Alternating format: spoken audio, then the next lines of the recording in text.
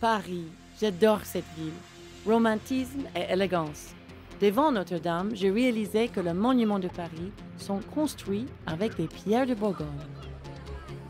C'est majestueux, c'est impressionnant, cette grande pierre de Comblanchien. Alors vous êtes ici donc au pied du Frontail et l'exploitation à Comblanchien des carrières date de 1830. Au début du siècle, 1200 compagnons carriers travaillaient à exploiter la pierre de Comblanchien. Les carrières ont fourni pendant longtemps toute la France. Le principe à Comblanchien, c'est une exploitation qui dure depuis très longtemps, qui a permis de faire des monuments partout en France et maintenant dans le monde entier. L'Opéra de Paris, Montmartre, Sacré-Cœur. Montmartre, Sacré-Cœur, beaucoup de bâtiments à Paris sont constitués de Comblanchien. Ce calcaire solide est recherché à travers le monde. La Bourgogne est un fleuron de l'art de vivre en France, majestueuse, verte et généreuse. C'est le berceau de l'histoire française, industrie traditionnelle comme la ferronnerie et une gastronomie succulente. Bourgogne, très très beau. Mais souvent, les moines étaient à l'origine de toutes ces richesses. Ils ont d'ailleurs érigé une magnifique abbaye et monastère. Maintenant, nous vous visitez l'abbaye de Fontenay, qui date 1118. La Bourgogne était une terre pieuse. Chaque village avait ses carrières. Il est logique que les Bourguignons aient construit de nombreuses églises et abbayes. L'abbaye de Fontenay est inscrite au patrimoine mondial par l'UNESCO. Quelle merveille! L'abbaye de Fontenay est une des plus anciens monastères cisterciens. Elle a traversé plus de 8 siècles sans que le temps n'altère sa magnifique architecture romane. Les moines vivaient à l'écart du monde. C'est curieux. Je me demande où ils sont.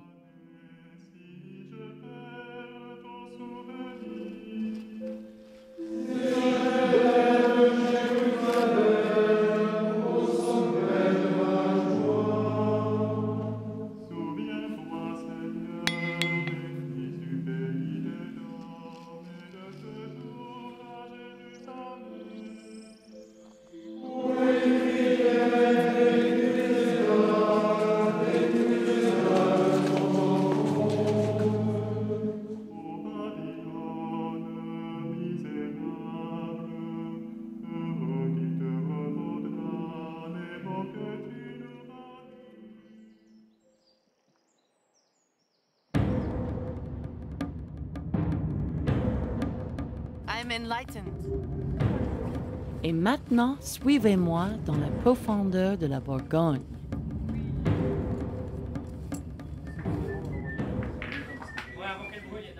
Bon matin. C'est joli. Très belle décoration. C'est bon?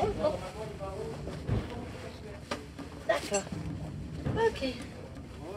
C'est bien. Ça, c'est des grottes de chauve-souris. Ouh! À quelle heure ils descendent? On la voit pas. Non, pas maintenant? Pas Wow! Il y a plein de choses ici. Chauve-souris partout, elle fait de petites choses. Donc allez-y doucement parce que ça glisse quand même bien, c'est humide. Oui.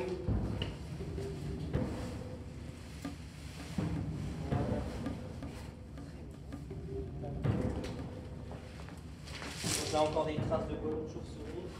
Il y a des petites, vous savez, drawings de légendes. Non, des pâtures, non. Oui.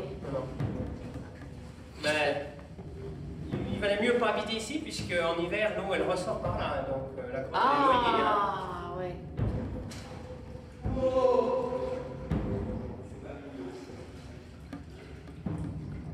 C'est de l'argile mélangée avec. C'est bien pour le visage. Les impurités dans les... L'argile, oui, je crois que c'est bien pour le visage. Mais Alors, il faudrait peut-être le purifier quand même un peu. Ah, d'accord.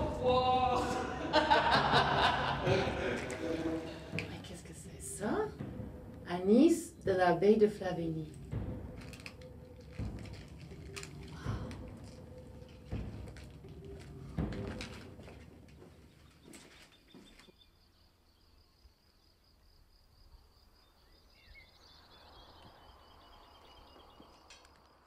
Mais c'est où cet anis?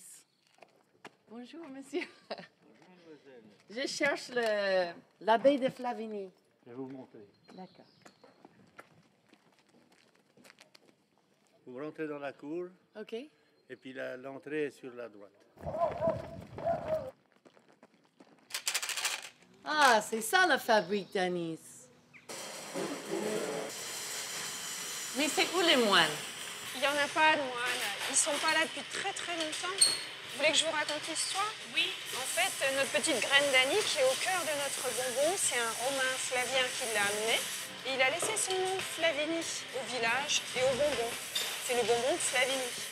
Et puis longtemps après, les moines ont construit une abbaye sur la colline de Flavien. Ils sont restés depuis Charlemagne jusqu'à la Révolution française. C'est quoi le secret? En France, je vais t'expliquer quand même un petit peu comment on fabrique notre bonbon. On choisit une graine d'anis en Espagne ou en Turquie ou en Syrie ou en Égypte. Au mois d'août, je vais chercher ma graine d'anis, je la choisis. Et après, je mets ma petite graine dans les grandes bassines que tu as vues. Et tout doucement, je gicle du sirop de sucre. Et ça grossit doucement, doucement, doucement. Comme une perle dans une huître. Exactement. Et il faut 15 jours pour faire le bonbon. Et on est le plus vieux bonbon de France. Voilà pour toi. Le plus vieux bonbon de France.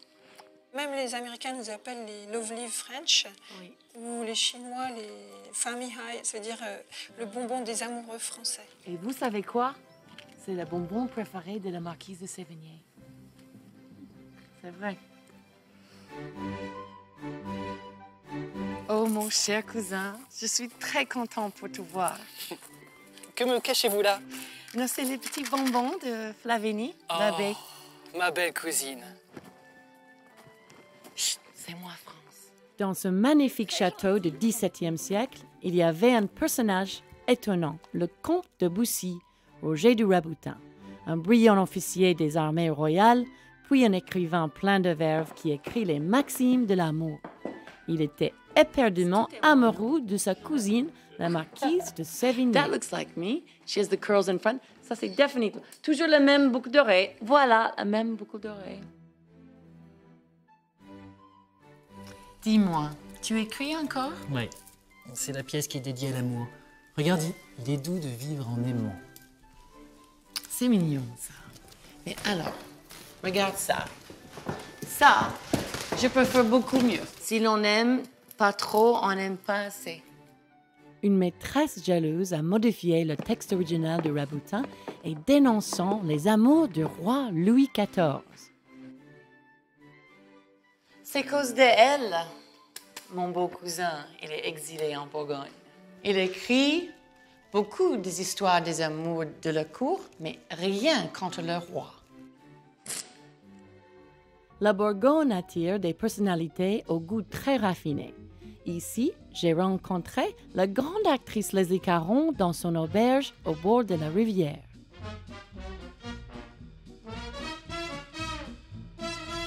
À votre vie comme danseuse classique? Ah oui, j'ai commencé bébé, moi. J'étais à 16 ans, j'ai joint le ballet des Champs-Élysées. Et c'est là que Gene Kelly m'a vue.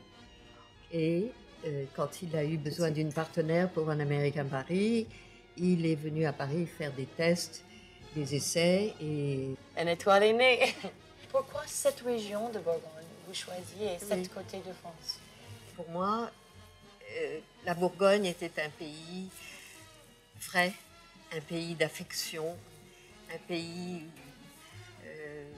où les gens avaient une tradition de vie qui me plaisait. La Chouette, c'est maintenant dans l'auberge de Madame l'étoile de cinéma Leslie Caron.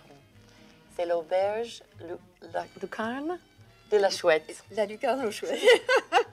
Oui. Et c'est adorable. Pourquoi la Chouette? J'ai pas été très loin. ces bâtisses étaient très très vieilles. Avant qu'on ait des numéros dans les rues, les maisons avaient des noms. Et la maison qui est maintenant l'entrée était enregistrée au cadastre, au Town Hall, sous le nom de la lucarne aux chouettes. Alors qu'il n'y avait ni lucarne ni chouette. Mais enfin bon, j'ai trouvé le nom si poétique, si joli, que je l'ai gardé. C'est chouette. La prochaine étape en Bourgogne, c'est Dijon.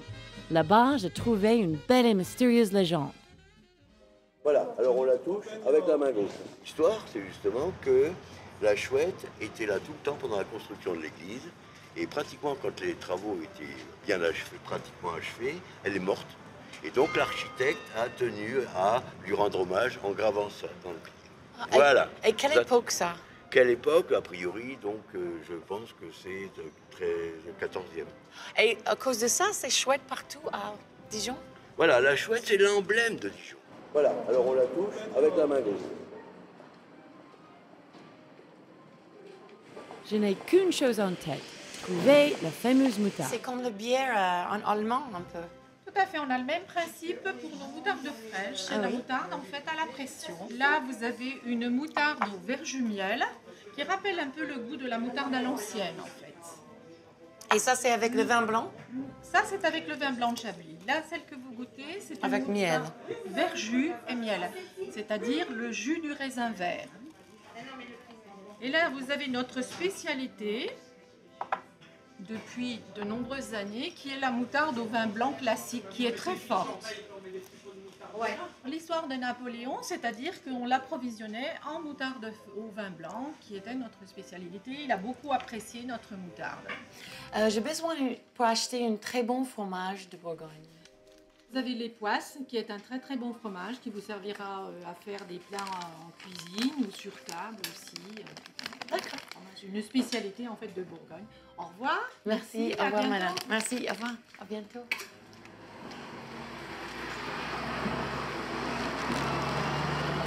La Bourgogne est une région agricole très riche. J'ai rencontré une famille sympa et ils m'ont mis tout de suite au travail. Viens mes bébés. Viens. Ça c'est bon. Oui. C'est bien. Tout est Mandela. Tout est Mandela.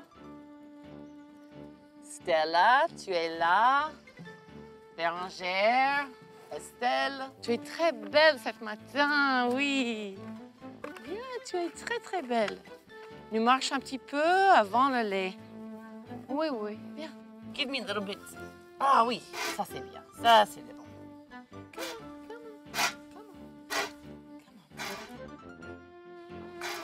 I think ça c'est fini. Ah, c'est fini. C'est tout possible ce matin.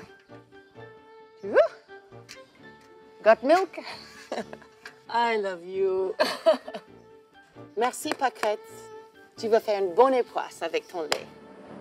Il y a 27 sortes de fromage en Bourgogne. Le plus connu, c'est l'époisse. C'est un fromage fondant au goût subtil. Il est fait ici au cœur de la Côte d'Or. L'époisse est soumise à des règles très strictes d'hygiène pour éviter les maladies dues aux bactéries. Certaines personnes pensent que ces règles d'hygiène dénaturent le goût du fromage. Mais croyez-moi, l'époisse conserve malgré tout son caractère. Super bon, ça. C'est l'odeur qui me fait les yeux brûler comme je ne sais pas quoi. Alors c'est vrai que c'est pas du dentifrice, mais je crois qu'il faut goûter d'abord. Je vais servir un petit coup. Très bien. De vin blanc de la Bourgogne. C'est bien, et c'est parfait avec les poisses. Ah oui, très. C'est recommandé à 10h le matin, comme ça, après la traite. Maintenant, les poisses. Très bon. Au nez, des fois, il sent un peu fort, mais dès qu'on l'a en bouche, c'est un délice. Prochaine mission, c'est pour trouver le ketchup au cassis à Bourgogne. Avec cette nature magnifique, les fruits rouges font la gloire de la région. On en fait des confitures, de la gelée, les sirops, et les plus connus est le liqueur de cassis. Vous avez le ketchup ici? Oui, bien sûr. C'est notre dernier bébé. Oh, super, parce que je cherche pour ça. On fait plein d'autres choses. Merci. OK. Oh, qu'est-ce que vous avez? C'est beau ici. Vous avez... Alors, ça, c'est le ketchup au cassis. D'accord. En fait, le ketchup, c'est une vieille recette. On peut faire des ketchup à toutes sortes de fruits ou de légumes. D'accord. Donc, tout le monde connaît le ketchup à la tomate, mais on peut aussi faire du ketchup au cassis. Mais c'est formidable! J'aime beaucoup cette idée. Vous pouvez goûter. Oui. C'est bon. C'est comme des pickles. Un petit peu. Alors en fait, nous, on le mange avec toutes les viandes, des viandes blanches, Et des hot viandes dogs. rouges. C'est super. Oui, et aussi en apéritif. On a cherché dans des vieux bouquins et on a trouvé une vieille recette du 17e, le ketchup au cassis. Et qu'est-ce que c'est l'histoire avec Chanel? Alors en fait, c'est parce que le bourgeon de cassis, c'est un très bon fixateur de parfum. Et Chanel en utilise énormément dans le numéro 5. Donc c'est pour ça qu'on a fait cette présentation ici. En fait, par tradition, hein, le cassis, ça a toujours été dans la région le petit plus. On va dans les champs? OK. Ok. Sylvain, tu viens? Donc là, tu vois, on est au milieu des champs de cassis. Oui. Et le cassis, tu sais, il est là depuis déjà longtemps. Et puis c'est la main des hommes qui fait qu'il continue à pousser là, parce que c'est une plante, elle ne peut pas vivre à l'état sauvage. C'est les moines de Cîteaux qui nous l'ont apporté à la fin du Moyen-Âge, d'Europe centrale. Comme tu as expliqué, Isabelle, tout à l'heure, c'était parce qu'avec le cassis, on faisait plein de choses. On faisait des tisanes, on faisait des médicaments, on faisait aussi le fruit Les pour pastilles. son goût, les petites pastilles. Oui. Enfin, toutes ces choses-là, quoi. Il y a longtemps dans les champs, les agriculteurs ou les moines qui cultivaient les vignes craignaient les morsures de vipères. Alors ils ont fabriqué un drôle de remède. Il aurait aussi des vertus aphrodisiaques. Ce truc-là, c'est une vipère dans l'alcool. Et ça servait à boire et puis pouvoir boire un petit peu de venin de vipère pour pouvoir s'immuniser ensuite contre les morsures. C'est pas possible. Il vous boire avec cette serpente dans la bouteille. Non, c'est pas possible. J'ai besoin de me défouler dans un champ de coquelicots.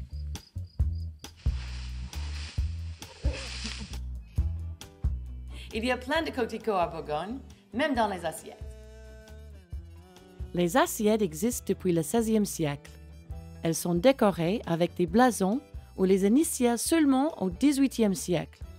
Certaines assiettes utilisent le même motif pour créer une atmosphère à chaque fois différente. Ici, le choix de la reine de France. Là, de l'acteur Paul Newman. Et celle-ci de Bourgogne. C'est la plus belle table de le grand chef de Bourgogne, Marc Menot.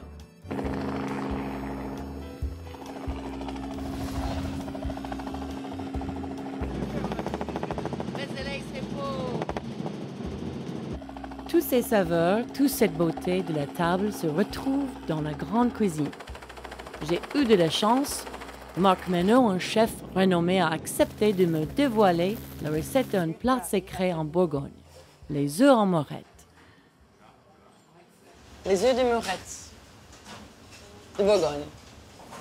Et vous mettez votre cuillère là. Ah, d'accord. Toujours une cuillère. Toujours. Tout le temps. Toujours. Plus d'une fourchette. Toujours avoir une cuillère sur soi. D'accord, ok. Voilà. Comme le cowboy. Voilà, comme le pistolet. C'est ça. Ça, c'est le secret de la sauce française. Non, il n'y a pas de secret en cuisine. Il n'y a que des règles. Ça, c'est le jus de l'amour. C'est le jeu de l'amour. Entre la carotte et le vin. Et pour parfumer la sauce, on va mettre des lardons que l'on a coupés avant, très Ça, fins. ça c'est bacon dans les États-Unis. Ouais, c'est différent de bacon. Plus de grosses. Il y a du gras dedans. Gras, hein. c'est ça. 7 à 8 minutes, elle est terminée. Bon, c'est bon. Vous les cassez trop vite. Moins vite. Voilà. Oh, Ben, vous l'avez crevé. Il y a Donc, des celui-là, morceaux. Outside. Donc, et maintenant, on va les pocher, un par un. Et on va les pocher dans de l'eau bouillante, salée et vinaigrette. Et ben voilà. Voilà, on va mettre le vinaigre dedans, qui a pour but de rassembler les blancs autour du jaune d'œuf. D'accord. J'enlève. Doucement, doucement. Ah, doucement. Doucement dedans. Ah. C'est doucement comme ça. Oh, OK, je comprends. Oups, ça, c'est parfait. Bravo. Celui-là, il est très beau. Ah oui. Wow. Il est bien formé.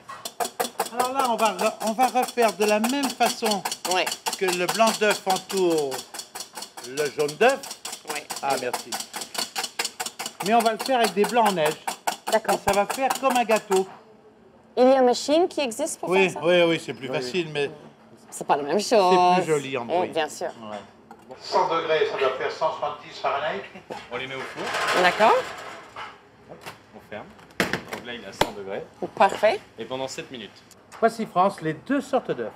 Très joli. La base de tradition, le traditionnel et le nouveau. Voilà. Et maintenant, la sauce sur cet œuf-là. La D'accord. sauce sur cet œuf. OK, la même sauce. De la deux. OK, d'accord.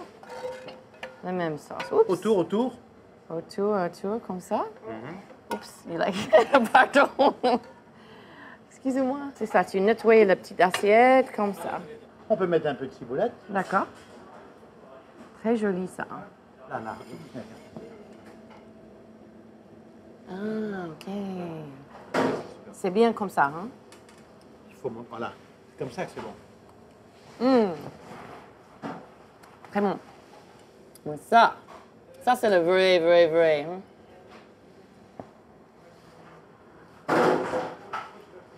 Ça, c'est bon. Ils sont aussi bons l'un que l'autre. Hein. So good, honestly. Qu'est-ce que je veux dire?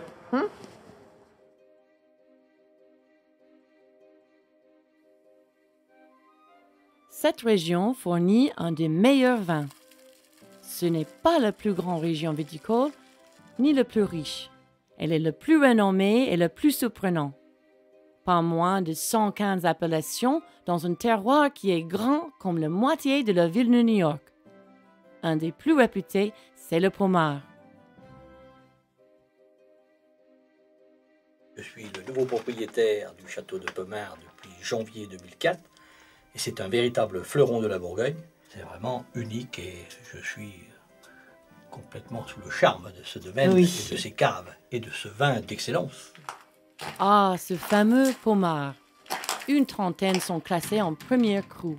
Ce sont des vins de garde, vermeils, loyaux, amples et charpentés. C'est un terroir étonnant, fait pour produire des vins puissants, fins, avec une texture plutôt rare.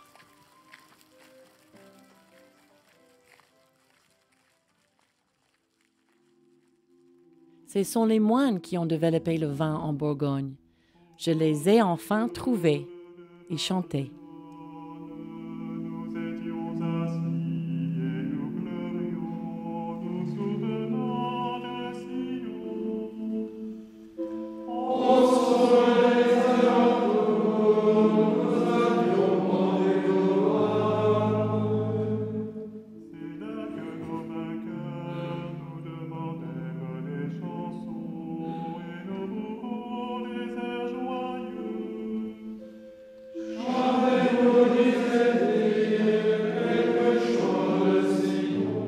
Ils chantent tout le temps. Ils chantent toutes les fois qu'ils prient, ou à peu près. Enfin, quand ils prient ensemble.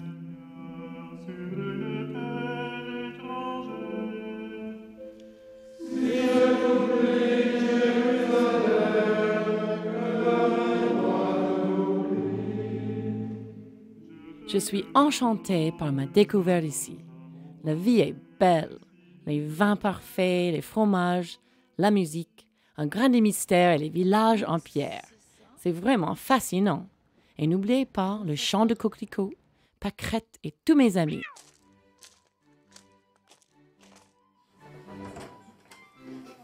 Bonsoir. Excusez-moi, oui. Je suis là pour... tu mets quelqu'un pour dîner? Tous vos amis vous attendent. Tout bien. Allez, bienvenue chez France! Déjà de retour sur Paris. Je suis à ma maison, mais mon cœur est resté en Bourgogne. Je peux encore voir les verts pâturages, mes yeux brillent encore. Et ça, c'est l'art de vivre en France. Bonne nuit. But this is Paris. Forget it. Le prochain programme en Bienvenue chez France, c'est... Votre Bretagne. Bretagne. Et l'arrondissement à Paris, comment, c'est quoi? 4e, Bretagne.